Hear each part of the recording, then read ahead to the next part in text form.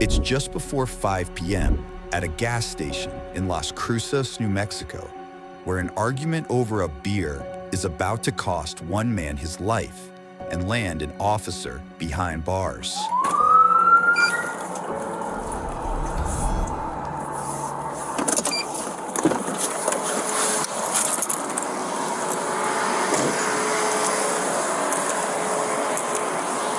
What's going on, man? I was messing with my door. What's up? I was messing with my door window. Okay, what's the deal with the people inside? Nothing. So I walked into the store. Uh-huh. With a beer in my hand.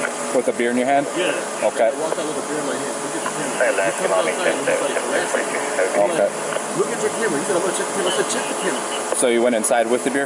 Yeah. Okay, can I get your ID real quick so I can go talk to them and check the video out? I don't have my ID on me. You know what I'm saying? That's why the whole thing is that I wanted to buy a pack of cigarettes and I didn't have my ID on me. My stuff had gotten stolen on the ground, right? Okay. So I was trying to show him, like, look, I have beer. Yeah. I have a digital, you know what I'm saying? I have like, the beer means I'm 21. You know what I mean? Yeah. So and then instead of that, he started acting like a for no reason. You know what I'm saying? He's like, call the cops. I'm like, call them. They're going to come and look at their driver's license. Yeah, I haven't gotten there yet, so I mean, you know what I'm saying? So, bear with me. You're going to see. You're going to go in there and look. Where's the beer at right now?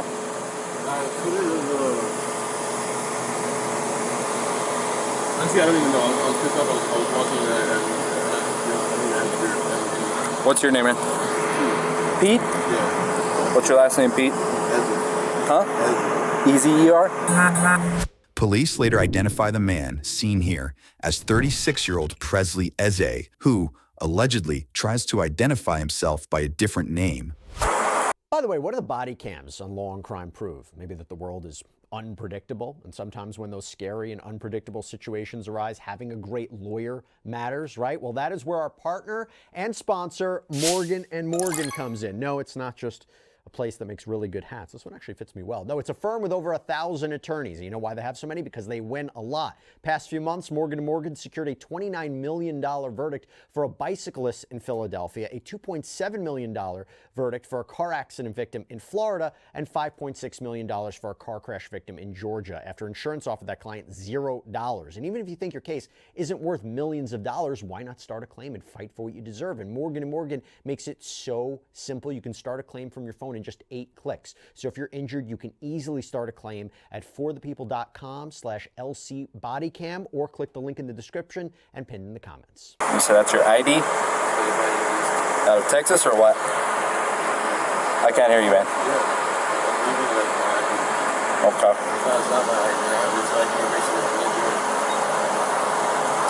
You have your driver's license, man? Let me get it real quick.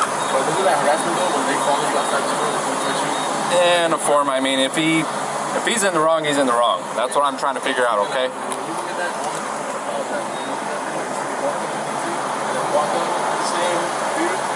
What was the beer anyways? Budweiser, the 16 ouncer or a 40 ounce or what? Alright, hang tight. Let me go in there, see what I got in there, and I'll be right back, okay? Don't take off, obviously I got your ID. Simple as that. I'll be back. What's up? I'll see if he wants to. I can't make him, you know that. But let me go talk to them, alright? Did he come in with that or not? Because he's claiming he did.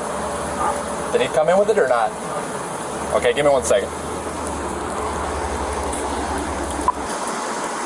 Hey, so who did you hand the beer off to when you came outside? Him?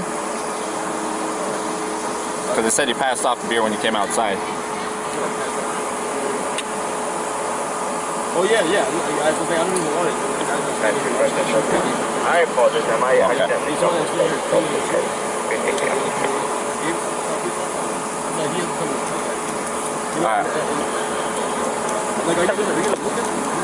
Yeah, as soon as I get somebody over here, I'm gonna go in there and check him out, all right? So hang tight, okay? The officer, identified as 39-year-old Brad Lunsford, heads back to his patrol car to check the man's information. When police said nothing came back on that name the passenger provided. What's up? Is it possible I can go buy cigarettes? Hang tight. Let me talk to them and get things figured out, okay?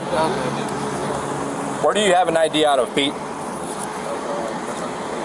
Out of where? I can't hear you. Connecticut?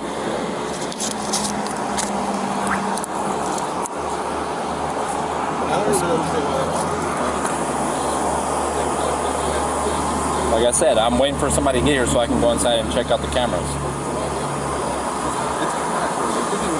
I understand that. I'm in the same boat. I'm standing outside my car, man. I've got all this stuff on. You can handcuff me and bring me in there with you. And We don't need to go that route. That's better than doing this. We don't need to go that route right now. Spell your last name again for me, Pete. E-S-E-R. E-S-E-R. Out of Connecticut, right?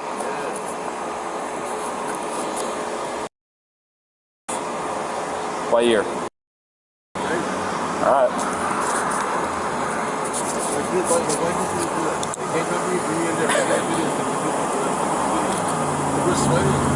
I understand that talk, man. As soon as he gets here, I'm going inside. We'll get this all sorted out. Alright? Try a last name spelling of Edward Sam, Edward Robert, and it's going to be out of Connecticut.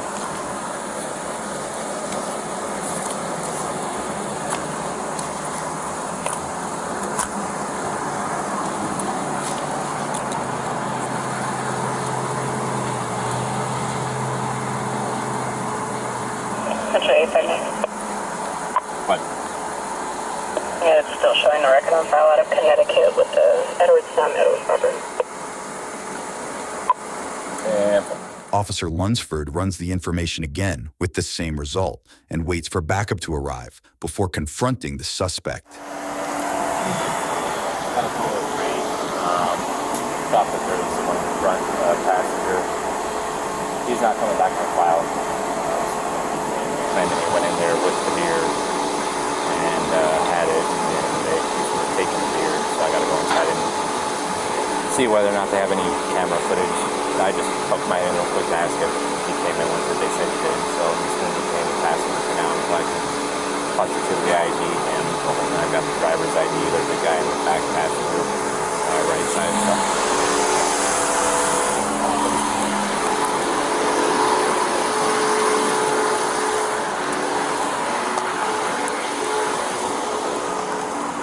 Alright, Pete, do me a favor, go and step out.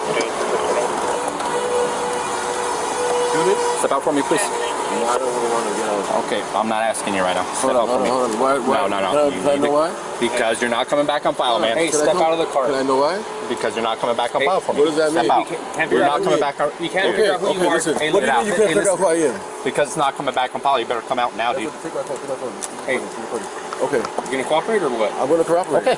Put your stuff down and get out. Can you stop holding me? Can you stop touching me? I don't want you reaching for anything, man. I'm not reaching. As the situation begins to escalate, one officer later said he noticed a knife in the man's lap. Let's continue. Anything. I'm not reaching for anything. Okay, step out. Okay. I'm not reaching for anything. I'm not reaching for anything. Turn around. I'm not reaching for anything. Dude, stop. Turn around. Turn around. Hey, 5-9-10-3. Stay in the fucking car.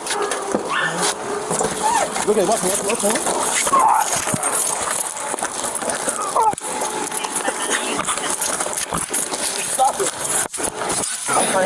As the three struggle on the ground, a gas station employee captures the altercation on his cell phone.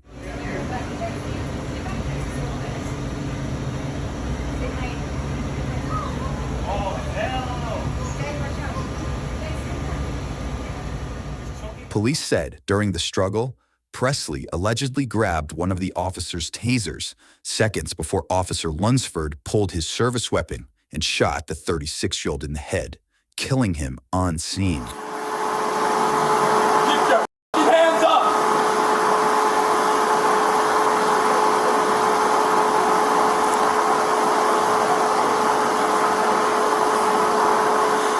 You good? Yeah. You're not hurt? No. All right. Hands up with your hands up! Open the door from the outside! Yeah, one right behind you. All right. We're going to be facing northbound on the gas station, northbound. Central Stage 555, University, and El Paso. Myself now. Walk towards me, over here. Over here, keep going, keep going. Keep going. Stop, turn around. I'm not sure, where's the third guy at? Back right passenger. Back right. No, we have. Is that my head bleeding or what? No. Huh? You good? You good, man? Just my head. You good? I'm good, yeah. You get hit? No. I thought I got shot, so I didn't. As long as you're okay. Let me get photos of you. Officer Lunsford checks on the other officer moments after the shooting before even more backup arrives. Once okay? Fired, yeah? Brad, you okay? Yeah, I can't hear you really. Okay, are you good? Yeah. Can you hear me? A little bit, yeah. Did you shoot? Yeah. We can start setting up Okay. interviews. All right, man. Let's go ahead and go over to my unit. How many shots were fired, bro? Just one? Anybody outstanding? No, we've got the two that were inside the vehicle. We got passenger out to detain him because he wasn't coming back on file for the shoplifting. Okay, you don't need to tell me anything, man. You don't need to tell me anything. Just let's go to my unit. I'll stand by with you. Nobody else shot that you know of? Started staging here. Okay. That's my unit right there, man. You can stand by, you can sit down or whatever. Can you go check and make sure no one else shot? Because Brad's the only one who said he did. Okay. He said he fired once, that was it. You're gonna stay with him? Yeah. Is this for right now? What up? Is that for right now? No. You have any juror struck, punch, slap? Get the 771, 743. We're staging area for CID. Can you face that way for me? We're going to be setting it up next to the Econo Lounge.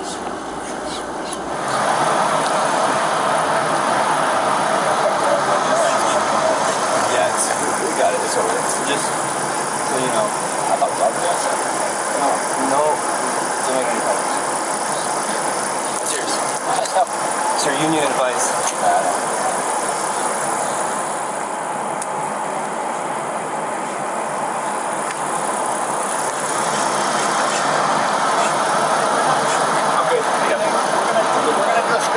Just so you can teach. Okay. And then if CSU wants to have it, add it to the whole thing. Just to show your going on.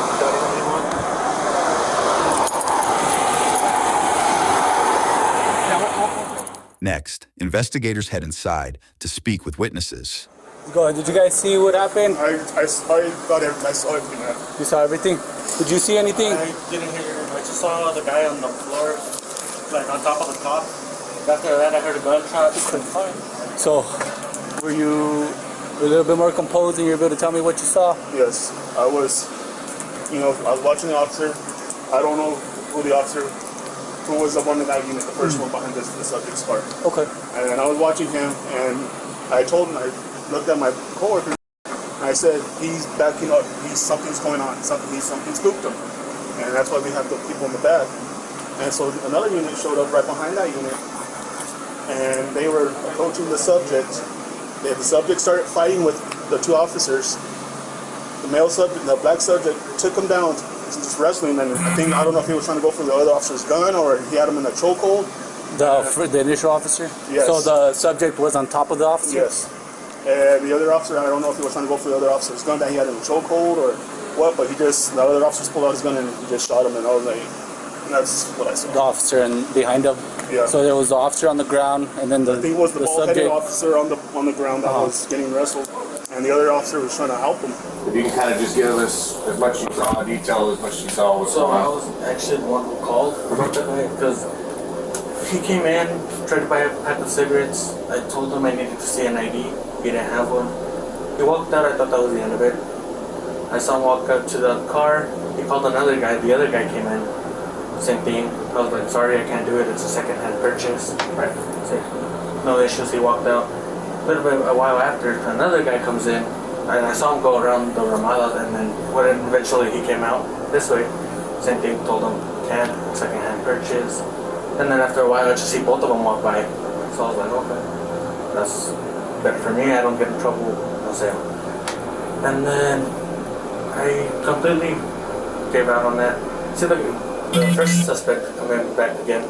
He goes back to the beer, but I know he doesn't have an ID. So I see him walk out. He casually walks out with a Budweiser. I go and I ask him, hey, you need to come back and pay for this. And then he tells me, well, suck on this and pay for it. I'm like, okay, you know what, whatever. I walked out, came in here, my boss was still here. She's like, no, just call the cops. Then the cops showed up. And then I just went on about it, dealing with the customers. And all of a sudden, she comes in, she starts having issues to like pay. Yeah. And then all of a sudden I hear a gunshot. That's when Alfonso was like, oh, he got shot in the head. I went into panic mode for them. I made sure I got them to the back. After that, I just completely freaked out. And you asked him to come back in, but what did he tell you? To suck it and pay for it. The subject on the passenger side to take him out, and he was fighting with them. And we found out they were wrestling him down. They wrestled him down, or something happened with one of the cops. I know he's bald, and it looked like he had him in a chokehold, had the officer in a chokehold. And the officer pulled out his service weapon and shot him. Because I think he was trying to pull that officer's gun, or the officer was already losing conscious. Like he was probably already going down. And the officer had no choice. He used deadly force and shot. Back outside, detectives get a chance to speak with the driver. You want to talk to me? Tell me what happened, Mark? I got to hear your side of the story of it, huh? Okay?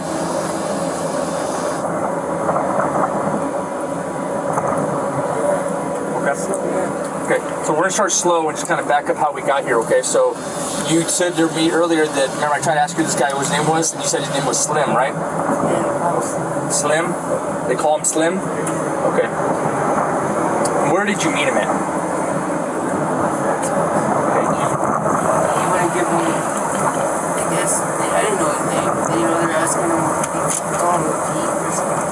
Who's asking you what? They were asking for names. I gave him my name, and then they asked him for his. Who's they? The police. The police officers? Why do you think the cops are talking to him? Because I guess he had an altercation. I didn't even realize that he had an altercation with the clerk about something about beer. Something about beer with the clerk inside? Yeah, so I didn't even know that was like the case. He was like, hey, can we go? And I was like, dude, I'm trying to put this door thumb on. He's like, well, the cops are here. I'm like, well, what's that have to do with us? Like, yeah. Like, I don't care. Like, you know what I mean? So I then find out that, like, the cop walked up. He's like, so which one of y'all have an altercation with the guys inside? I'm like, I don't know. I was like, he's like, and then he starts telling him, like, well, I had a beer, and when I got here, or something like that, he opened up a beer or something, and him and like the clerk were like having words back and forth or something. I don't know. At this time, I'm messing with the door panel. Did Slim pay for the beer? He had it from earlier, yeah. So no, but he showed up with it. It wasn't. He didn't buy it here. Oh, really? He already had it. It's like it's a 3-pack of like 16 pack. Let's rewind to shortly after the incident, when another officer detains the backseat passenger. What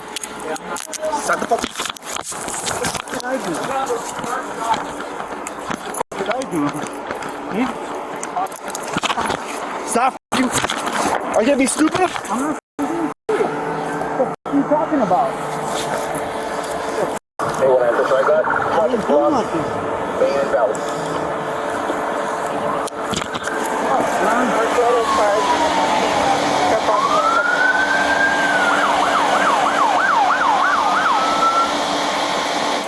You keep pulling away, it's gonna make it so much worse. Now I'll put you on the floor, you keep acting up. I don't know whose unit this is. I don't got the keys for it. Hey bro, no, you're good, you're good. Huh? Whoever this unit is, I'm not sure who it is. Because mine's unit's all down the street. Good man? He's just acting up stupid. Yeah, mine's all the way in the street, dude. Or, no, I'll take him in the street, dude.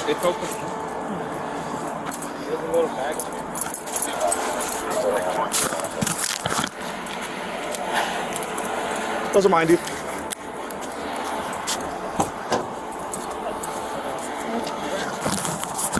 What are you on? What am I on? Yeah.